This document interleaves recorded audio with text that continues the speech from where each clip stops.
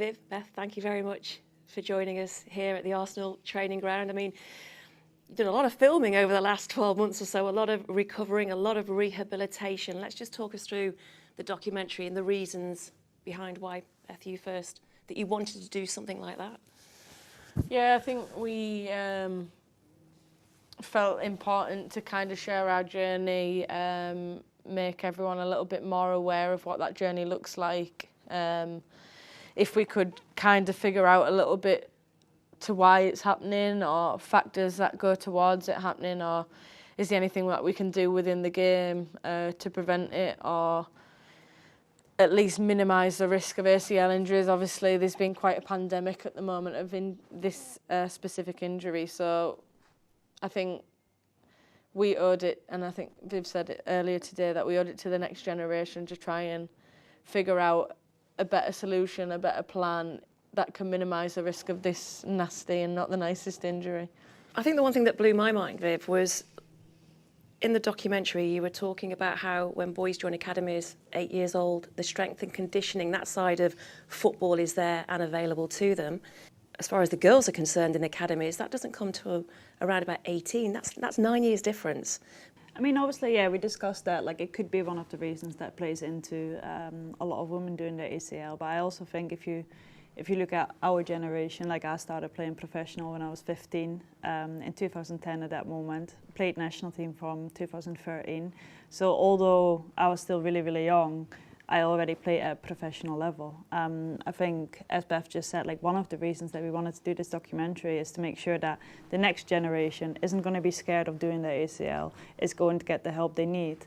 And part of that is youth academies, and I think in women's football, that is probably the next big step that we need to make, because we need to get the girls ready to come into professional football. And yeah, so far that's obviously not been a priority, but I think that should be on top of the list right now. I would say almost every season you've seen an ACL happening around you. I think it's always something in the back of your mind that you know it is happening in women's football, it's happening in football, in any sport really. So yeah, you are at the risk of having an injury, but I have never thought about actually doing my ACL myself. You said when you did yours, you knew you'd done it straight away. I think you were trying to convince yourself that you hadn't. So what was the reaction when you realised what you had done? Yeah, obviously when I did it, I had the pain, not one I was ever used to before, but I think it lasted 30 seconds to a minute, and then I obviously walked off and thought, oh, it doesn't feel too bad, not like too unstable, nothing like that. And me being the positive person that I am, still was like, oh, maybe I've got away with it, maybe it's not the dreaded ACL. Got the scan the next day, 20 minutes literally after my scan, got told, yeah, ACL rupture. So I hadn't got away with it, even though, yeah, I can understand, I think that's from a perspective of doing it now and experiencing it, why people come back on the pitch. Because I was off the pitch, so the sub was made, so that was taken away from me. But I think if I was on the pitch and had the time to think about it and settle, I may have come back on and done more damage to it. The interview that you did when you did your ACL and you were sitting in the medical room on the bed, just the pair of you together, sort of probably looking around a room, and it was just like, what the hell have we done here? And I think the words were, putting it politely, we've both messed up.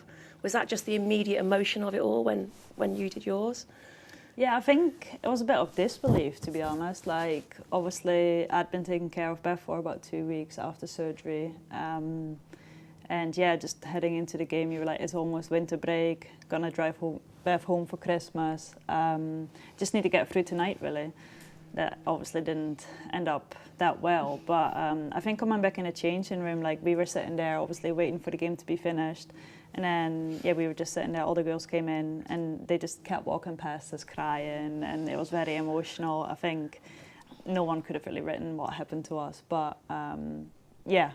It's difficult because your initial reaction on the pitch is like, I'm going to miss a World Cup, I'm going to miss the rest of the season. And then eventually, obviously, after you get your scan, that's when you start processing, this is what's going to come.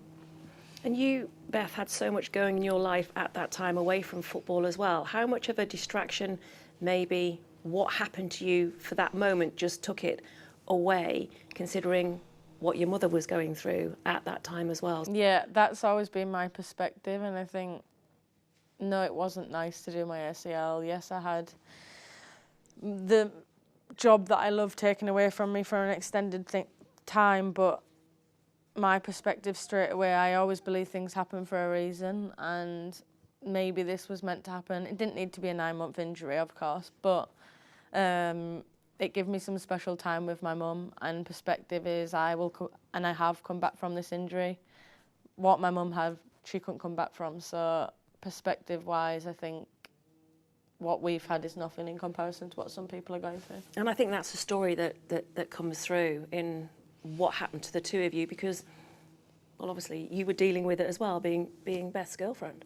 Obviously, like, you're kind of part of the family. I think especially once Beth done her ACL, I felt really responsible for taking care of Beth and being able to bring her home as much as I could.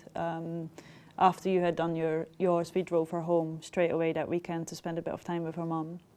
And then obviously the plan was for me to stay fit and to drive her home for Christmas. But yeah, as Beth said, I decided to do it as well. And at least we got to spend a lot of time together. So yeah, it happened. And I think looking back on everything, like, we're very grateful that I could be there for you and that she had that time at home to spend with her mum. In a way, did you have a reset moment, the pair of you? From the moment I wasn't allowed to do what I did anymore. I love football. My happy place away from family is playing football and doing what I love doing, and I had that taken away from me in that time as well, and I really struggled with that. Like, when I'm angry or when I'm sad, I can go on the pitch and forget about all that for the training session or whatever it may be, and yeah, I love the game like I did when I was a 6-year-old girl. But I do think I needed that break in not playing a bit more than Beth did.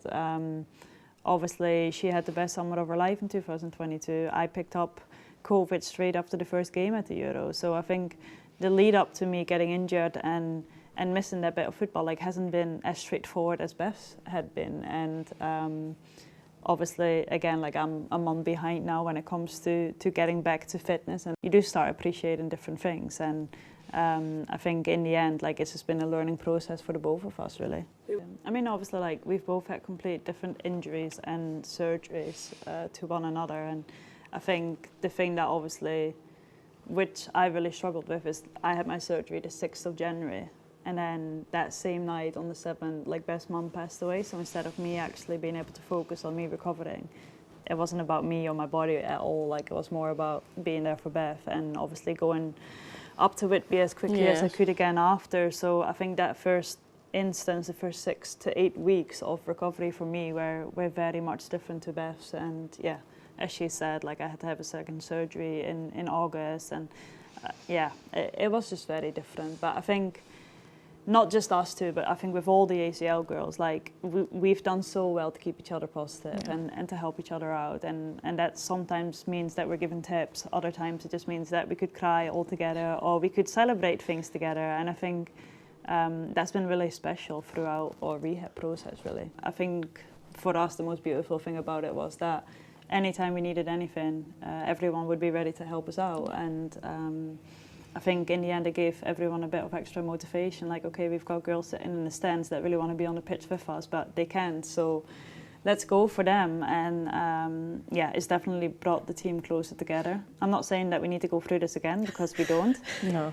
But Nobody wants that. Exactly. No, but no, it has been very special. And I mean, I think we always say that in every single thing that we do, interview we give, that we're just really thankful to all the girls standing by us throughout this period of time. In a crazy way, were there any fun bits to come out of it? Were there any sort of I know sense of humour gets tested in these situations, but were there any lighter moments? We've had chance to go away a little bit more than we would have when playing football, and we got a chance to go away with our families. So Viv's brother and his partner, my brother and his partner, and my dad as well. And we had a holiday together, and not often would we get a chance to do that, and the timings would never be right. So it wasn't all doom and gloom. The silliest moment, if there was the silliest moment? God. Or was there a list of silly moments? No, We're all looking at too many. Viv. Yeah. I know. Probably we've because been hanging about with Laura a lot. She's yeah, very good Laura's to- very clumsy, let's say. So she has always kept us entertained, to be fair. We've not been bored. I mean, maybe Beth has, but I haven't. We've kept ourselves busy. Like even in summer, like obviously, to have a distraction from the World Cup and everything. We've been to Wimbledon. You've been to the Formula GP. One. So yeah, it's been nice to be able to do other things. Beth, Viv, thanks very much.